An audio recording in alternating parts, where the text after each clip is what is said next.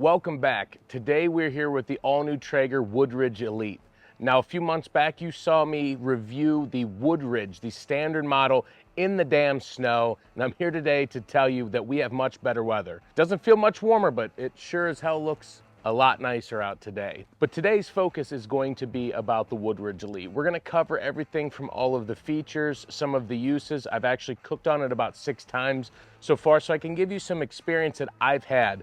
We're going to go through all of the features and what you're going to get for the money today with this Traeger Woodridge Elite. Now, what I have in front of me, I believe could possibly be one of the best values on the market today when it comes to pellet grills. You've heard me say that with Camp Chef, you've heard me say that with the Woodwind Pro from them. And we will do another video where we compare this one head to head with the Woodwind Pro. But today the focus is going to be on this Traeger Woodridge Elite. Now, the first thing that you're probably going to ask is, well, what does it cost? And I'm going to tell you right now that this is on the more expensive side of big box store pellet grills. And what does that mean? This is a grill that you're going to find in the store. When you get to a certain point, you have to go to specialty stores or order direct from the manufacturer to get some of those top tier, high end items. This here is one of the highest value items that you're going to find in the store. This comes in at $1,800. And at $1,800, it sounds like a lot because it is a lot, but the features that it is packed with does dictate that price a bit. Now, when you compare this to the Woodridge or the Woodridge Pro models, those are $800, $1,000, and this one is basically the combination of both prices at $1,800. We're going to dive into why that is the case. Now, first off, if you saw the original Woodridge review that I did a few months back in the snow, you'll notice that this grill looks a lot more complete than what you saw before. First off, there was no side shelf whatsoever on the Woodridge, and this Woodridge Elite has something very unique that comes direct when you purchase this. It is one of the included features is this side cooking area. And I say cooking area, right now it looks like a shelf because it is a shelf. If you lift this up and store this back here, you actually have an electric burner that you can use for whatever you need, whether it's searing, cooking sides, anything like that. They're calling it a sear station. We have multiple different temperature levels and control, so you're gonna get a little bit more versatility than just searing food on it. Now, the next thing that you're gonna notice about this Woodridge Elite in terms of the visuals is that this goes back to kind of the grills that I remember as a kid, or the gas grills that, you know, our dads cooked on. And that's that under chamber storage. So down there in front, you will see there are 2 doors that open up, and it is completely open in there for you to store whatever that is, whether it's pellets, whether it's accessories, whether it's the cover, whatever the case may be. You've got that storage and it shuts, it's magnetic. It holds a good tight seal, no problems whatsoever. Another feature that comes with this, it's not visible to the eye, but is a big upgrade when it comes to the Traeger Woodridge line and in general, those big box store pellet grills. That is the insulated lid. Now, you can't tell from here, but it is an insulated lid.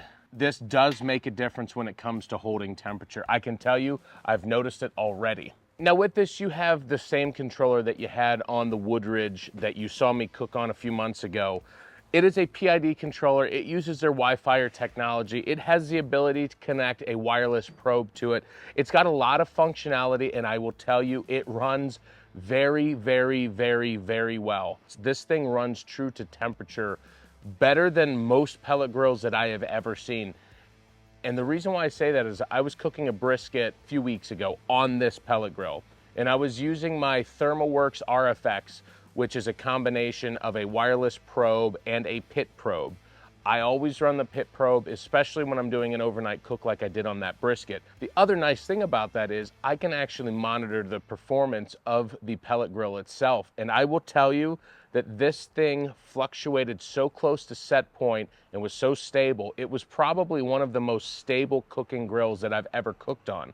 And that actually says a lot. This isn't a paid advertisement. I'm just telling you the facts from my experience that I have had since using this. I'm going to talk a little bit more further in the video about the cooks and about some of the features and how they really work well on this Traeger Woodridge Elite. But let's dive on into this pellet grill. Now I want to dive into some of the features that make this grill what it is and make it unique. Now first off, it has the pop and lock rails. This is kind of the trademarked accessory setup that Traeger has put onto their new grills and onto their higher end grills. There are a handful of accessories, whether that's like grilling utensil hooks, whether it's a basket like this to keep sauces, spices, thermometers, whatever down in that. They have a paper towel rack, they have shelves, folding front shelves, but essentially there are just tabs on the back of this that lock, and you can flex this to loosen it from the bottom and pull up on the accessory itself, and it will just push down and lock right onto that rail. On this grill, there's one on this end, there's one on this end, and there's one across the front. Now I told you that I've cooked on this about 6 times already. In fact, I've filmed a couple videos that have not been released quite yet. So you'll notice that this grill is used and it is dirty, and I did that intentionally. Now I have not looked at the easy clean out keg or ash keg yet, and I did that intentionally because I have cooked a brisket on this, I've cooked a meatloaf on this, I've cooked some burgers on this, I've done some smoked cream cheese on this, I've done a handful of different style cooks from fatty to hot to low and slow, and I intentionally didn't touch it. I want to see what it looks like inside there. We're going to dive into that today. But first and foremost, we're going to talk about the size. Now, Traeger says this is a 970 square inch cooking service grill. I pulled out the tape measure. I'm going to pull it out here for you guys as well today to just show you that I don't quite get the same numbers that they do, and it's probably because I'm taking a little bit more realistic measurements. So I brought out my tape measure today. When I go across the main grate, I'm getting 32 inches. And when I go across the back, I get 18 inches. So that main cooking surface is 32 by 18. It's gonna give you 576 square inches on this main cooking surface. Now, if we check the measurements along the top, we've got 30 and a half, and that's edge to edge. Realistically, you're not gonna be cooking to the edge. So we're gonna call this about 30. And because of this lip up here, you don't get access all the way to the back. So I'm gonna measure from this lip to the front of the grate, and it's gonna give me 12 inches. So that's 360 square inches. Now, I've got my cheat sheet here where I already did my math. That gives us 936 square inches, which is about 44 square inches shy of the shelf talker or the spec sheet on this. But even then, at 936 square inches, this is a good size grill. Most people, most families, most folks will never maximize this to the point where they go, dang, I wish I had a bigger one. I have cooked some parties where I'm cooking multiple briskets on grills this size and sometimes even smaller. And though it was tight, I was able to manage. And I cook for a lot of people from time to time, 50, 60 plus people. For a family of 4, 6, 8, you're never gonna run out of room. Now, one of the things that I like about the Traeger Woodridge series, and one thing that I like about this Elite, is the size of that top shelf. The top shelf is actually usable. In fact, you could put a brisket up there. You could put multiple pork butts up there. A lot of times on these pellet grills and other types of grills and smokers, that top shelf is just some 4 or 6 inch wide thing that runs across the back. And the best thing you're ever gonna do is stack up some burgers to keep them warm, or maybe throw some corn on the cob. It's not actually usable in the sense of accomplishing big time grilling, things like briskets, pork butts, chicken, whatever the case may be. But this is big enough for us to utilize. Now, I've always struggled with this one particular thing, and Traeger actually solved it, and I didn't even realize they solved it initially. You will see on the front of the grill, I have some tools hanging off the front. There are hooks that run across the front. For some reason, I thought, man, that's just a heck of a lot of accessory hooks. Stupid me. This, at the bottom here, there are hooks that run across here, and there are hooks that run across the back. The entire intention is so that you can take the rack out, and guess what? You can hang it, you can hang your grate across the front. It's out of the way, it's not on the ground, it's not in the garage, it's always here with the grill. I don't really use the one in the front that much. I use it in the back because at least then it's out of the way. I can still access the doors. I don't have to worry about brushing my jeans up against a dirty grate. But realistically, it's super nice, especially when you're cleaning. You don't have these grates hanging out all over the place. Now, the one nice thing about these grates is they are porcelain coated, so you don't have to worry about food getting really stuck on there. With a quick brush, I like to use a nylon brush when the grill is cool. This thing is super clean, and then you can take a rag and just wipe the grease off. This took 2 minutes, if that, to clean this off, and the grates are nice and clean and ready for the next use. Traeger in this grill has actually made it where there's just 2 grates. So you don't have some big, massive grate to deal with. Now, I did bring a pair of gloves out here because these are greasy still, and some of the components are dirty, and I still have to run cameras here and everything like that. So I'm gonna throw in a pair of gloves here for touching some of these grates. Now, super nice, super convenient. There's one grate. I hang that off the front. Here's the other grate, super nice and convenient. I'm gonna hang that off the front. Now that gets them out of the way, but it's not on the ground, it's not in the garage. When it comes to their grease management, when you look at it, it appears like it's going to work extremely well. Everything funnels down to one end, and there is a trough or column or channel, whatever you wanna describe it as, that goes straight down into the grease and ash clean out, or their easy clean out keg as they've phrased or coined it. Under the entire cooking surface is this big non-louvered grease tray, essentially. And like I said, it's angled so that everything under the cooking surface gets pushed down to one location. You can see on here that some stuff, this is probably fat and some stuff that dropped from the things that I was cooking, like the brisket, like the meatloaf. So this still requires some cleaning, and it makes me wonder, you know, how much grease actually made it down into the grease cleanout keg or the easy cleanout keg. I have not looked at that. I have not looked underneath this, so I don't know how well it has actually worked over those cooks, and I can tell you that there is probably more than 24 hours of runtime on this smoker, probably closer to 30 total between all of the cooks. I have not cleaned it other than the racks. I have not checked the clean out keg. I have not touched anything under here. So you're going to see firsthand how well these features work. As I mentioned, this did collect some debris. It didn't make it all the way down into the easy clean out keg. And we will brush this off or scrape this off with a plastic putty knife. No big deal. This is just a bunch of food. It's not even really stuck on there. It's kind of just hanging out there. Should be easy to clean up. Now I want to dive into the internal components and also still show you the clean out and all of the pieces and parts down inside. But I think it's important for me to go handheld so you can actually see what I'm seeing. So we have a handful of things going on here. First off, first thing that I noticed, there is a little bit of grease that made its way across the back. You can see just by that moisture, you could see the oils and grease there. You can see that it did collect down around the area in which it does drop down into the clean out keg. But the other thing that I notice is the ash. There is quite a bit of ash in here. Like I said, we're 24 to 30 hours of run time. So I will show you a little bit of that as we dive into it. So what I want to show you here, this is the heat deflector. Underneath here is the burn pot. This is where all the magic happens. This is where the pellets burn and the smoke and heat and fire are made. There is some ash cleanup here that needs to happen. This is going to require me to get my shop vac out. Now, pretty much every pellet grill that I have ever used struggles with the ash collection down at the bottom of the cooking chamber. So this isn't necessarily a flaw of the Traeger, though they do have the easy ash and grease clean out keg, and I'm going to show you a little trick here in just a moment. I mentioned shop vac, but I lied. I'll show you what I mean. But the next thing I'm going to show you, this is that channel or that column, that grease trap. This is where everything from the grease tray collects down into this area. It sits right up here. There's a hole, and then everything goes down into here, into the clean out keg, which is down below.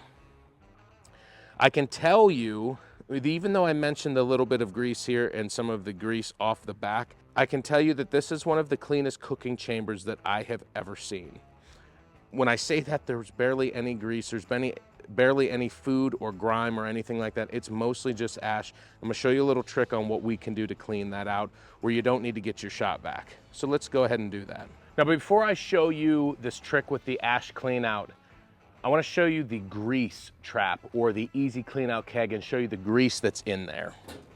I have not touched this yet. That is probably 1.5 to 2 inches thick of just, it looks like butter. It is just straight grease and fat from the brisket, from the bacon that I cooked in here, from the meatloaf. I mean, it honestly looks incredibly clean too, almost like tallow. It feels just like tallow. I'm gonna put that back in because this next tip is involving this. So for easy ash clean out, if you could very easily get your shop vac out. If you don't have a shop vac, if you don't have easy access to a vacuum to get this cleaned out, there's another tip. If you pull this out, that gives you straight access to the clean out keg. And the nice thing that you can do there, we'll set this off to the side. I've got a plastic putty knife. These are some of the best tools that you can have for cleaning out your grill. I get in here and I just start from the sides.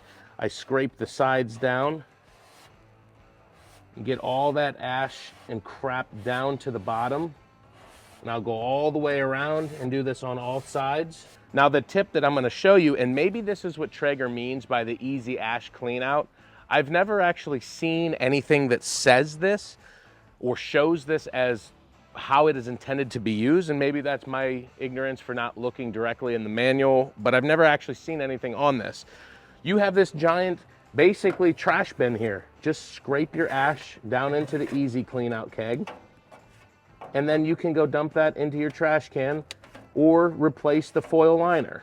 Pull out my easy clean out keg, and now it's full of the ash and the fat. I can either replace the foil liner or I can just go dump this ash out into the trash can and then just continue to collect fat, which is honestly what I'm gonna do. There's no need to waste these foil liners that quick. There's plenty of room to collect more fat and grease and debris. So I'm gonna go empty this out.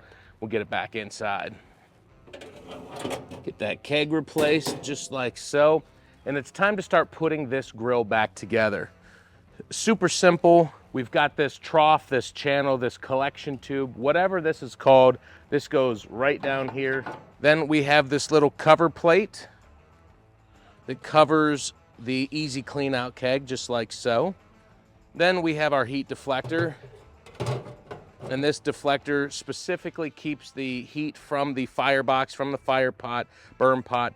It blows up inside here and it helps evenly distribute the heat inside the grill. I will tell you, this thing does run very even. I was at Traeger's World Headquarters about 1.5 months ago, and they had a setup with a bunch of thermocouples, I think 16 in total.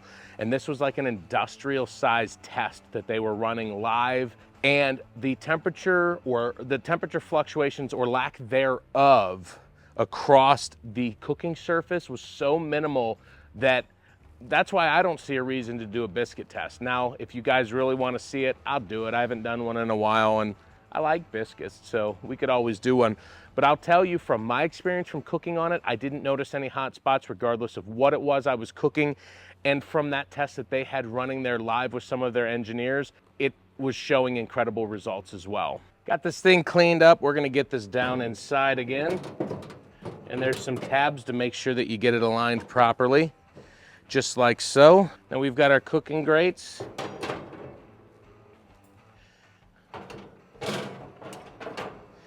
And this thing is essentially back in action, minus the top shelf. Now I want to talk to you a little bit about the functionality of the grill, the features that really set this apart from that baseline model, and honestly some of the best features when it comes to pellet grills in general, and that's with the controller. So let's take a look at that now. Now it's time to dive into the features of the controller, and I can't really show you that until we get this thing fired up. So I'm going to show you how simple it is. You can see we have some flashing dashes here, and we have Fahrenheit. We're working in Fahrenheit. This is America. And I'm going to turn this dial, we're going to say to 225 degrees. That's a pretty standard temperature when it comes to grilling. I'm going to click that button. I'm going to come over here to this flashing flame button. I'm going to press and hold. You'll hear the beeps, and this thing is locked and loaded, fired up, ready to go.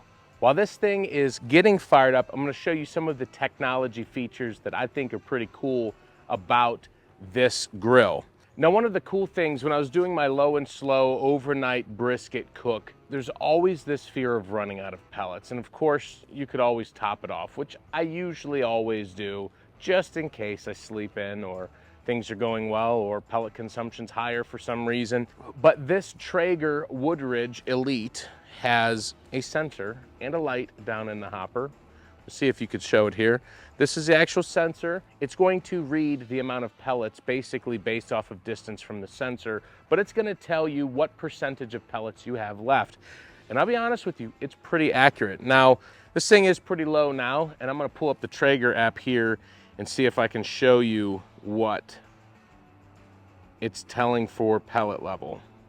It is showing 55% pellet level. It's showing me the temperature. It's got all kind of features built into the app. It's one of the best and most functionally sound apps I have seen in the pellet grill market or the grilling market. I actually really love the app, and I'll tell you, I am pretty far back in my yard today, which is further away from the Wi-Fi than I've ever cooked. And I will tell you, I have pellet grills that will not connect to the Wi-Fi out here. This one will. And funny thing is, I have a repeater in the garage. So I have a strong network out here, and I've had trouble with other grills. This Traeger, no issue.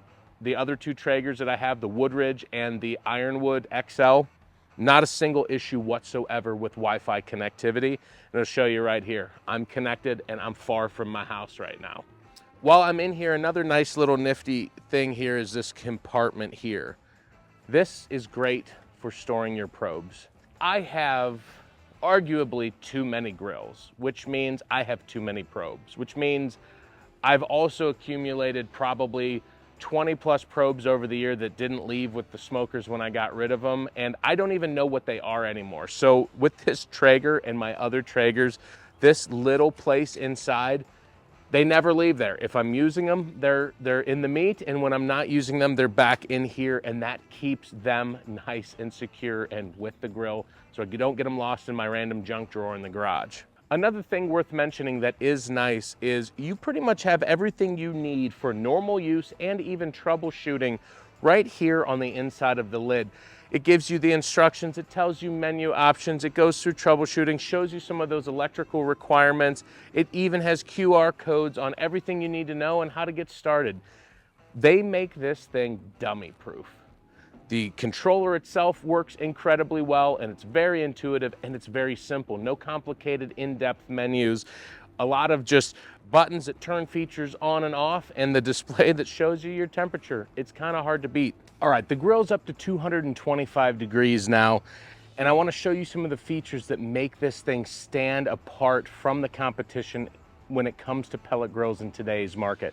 Now, one of the things that I get questions about all the time about any pellet grill that I've ever worked with, how is the smoke flavor? And the reality is, most of them are gonna disappoint you if you are used to offset smokers, stick burners, anything where you're burning real wood. You're gonna miss out to some extent on pellet grills. But I will tell you that there are smokers on the market that do a great job of adding additional smoke and actually giving you a smokier experience besides just that standard pellet grill mild smoke. And that's not a knock at any grill manufacturer or pellet grills in general. The reality is it's science. Burning real hardwood, smoldering hardwood is different than a efficient and clean burning pellet. The same argument if you're talking about burning charcoal versus burning pellet. There is a difference, you notice a difference. But I've been happy with pellet grills. The majority of the world has been happy with pellet grills, but you're not gonna please everybody.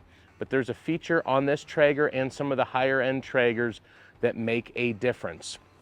So when we talk about the Woodridge Elite, we talk about the Woodridge Pro. They have a feature that the Woodridge does not have, and it is called Super Smoke. This button right here in the upper left-hand corner is the Super Smoke button. Now it only works at that low end. I think it's 220 or 225 degrees and below.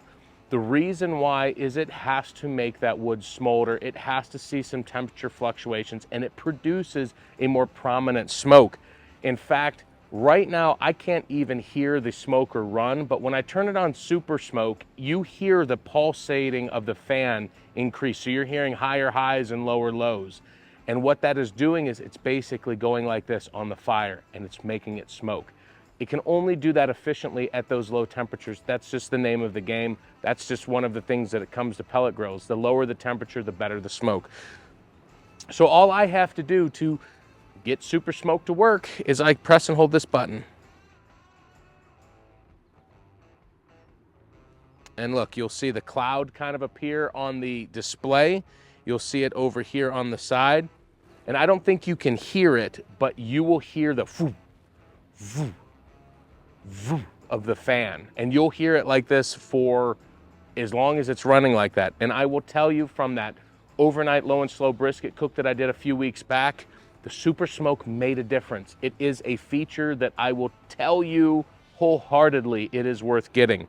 I'm not knocking on the Woodridge, the base model, but get the Pro, get the Elite. If you're looking to smoke food and you want the best results, you want the super smoke. Now, there's some other features in here. You've got your menu where you can change your settings. You can mess with other like features and Celsius or Fahrenheit in the grill. I'm not gonna go through the menu.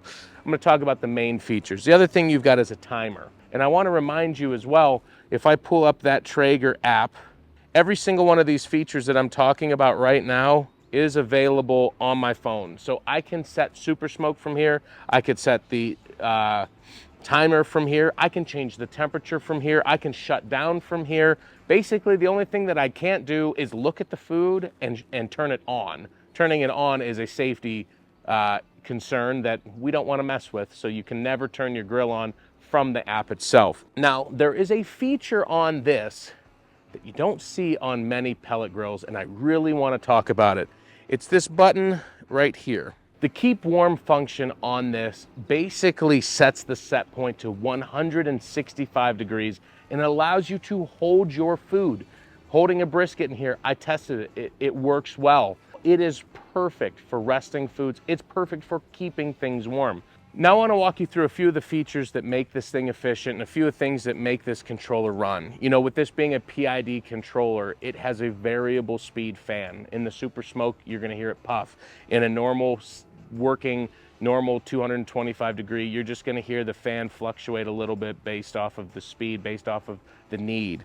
But what that is coming from is a temperature sensor inside of the smoker. So if we look down in here, right in here to the right-hand side, there is a temperature sensor in the smoker. That sensor itself is telling the controller what the temperature is.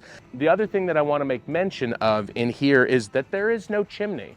If you notice, pellet grills of 2025 and 2024, the last couple years, there's no more chimneys. You know why? Because it makes temperature inconsistent, because it forces airflow to a certain place, and it doesn't create the same rolling effect that you would want, that same convection effect that you would want on your food. On the back side of this is just a long vent, and it's basically like a clamshell, like lid over lid.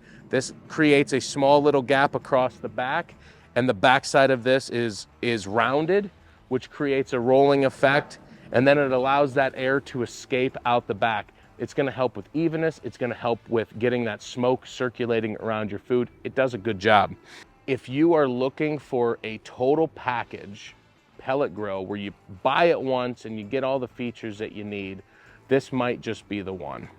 The challenge with some pellet grills, including this one, and there's a caveat to that, is searing. This is not a gas grill. This doesn't have direct flame. This isn't a charcoal grill. It doesn't have direct flame. So you're not going to get that same experience. Even at 500 degrees, you're not going to get that experience. You can sear on it. You can get it hot enough to put grill lines. But if you want direct flame, you're not going to have that. Now, if you are at the Woodridge or the Woodridge Pro level and you need something to sear, that's where this thing comes into play. Because we have that electric burner, we have the ability to sear food on this, but it's not on the grill.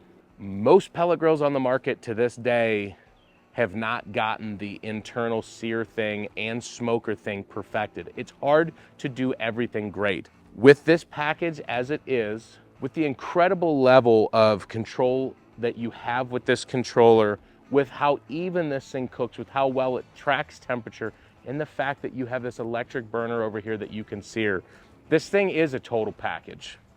It is. It's pricey at $1,800. It's not for everyone. I will say that wholeheartedly. But if you're in the market for one grill that you can sear on, that you can smoke on, that you can grill on, that you can control and set it and forget it and go back inside, or feel comfortable leaving a brisket in overnight for 8 or 10 hours while you sleep, it's exactly what I did. I had no problems. And I'm confident that with the technology that this has, with the features and how well this thing runs, this will do everything that I need it to do. Now, I have said that before. I've said that with the Woodwind Pro because that is also a great option in the market, and that deserves a true comparison between the Woodridge Elite and the Woodwind Pro. And that is something that I'm going to talk about here in another video. If you have any other questions, if you have any concerns, if you have any comments, anything on the Traeger Woodridge line of grills, I have experience with the base model and I have the Elite, which I also have experience with now, and I've seen the Pro model in use. I just personally haven't used it. Any questions that you have, feel free to reach out. Any comments? I'd love to hear what you think on this new grill. I would love to hear what you think about any grill on the market, and if you want to see comparisons to other things or you want to see reviews like this on other smokers, please feel free to reach out because I truly want to help you make your decisions this year when it comes to finding the next pellet grill or grill for you. With all that being said, I hope you enjoyed the video. Be sure to like and hit that subscribe button because I have a ton of great content out there. But in the meantime, I'd check out this video right here.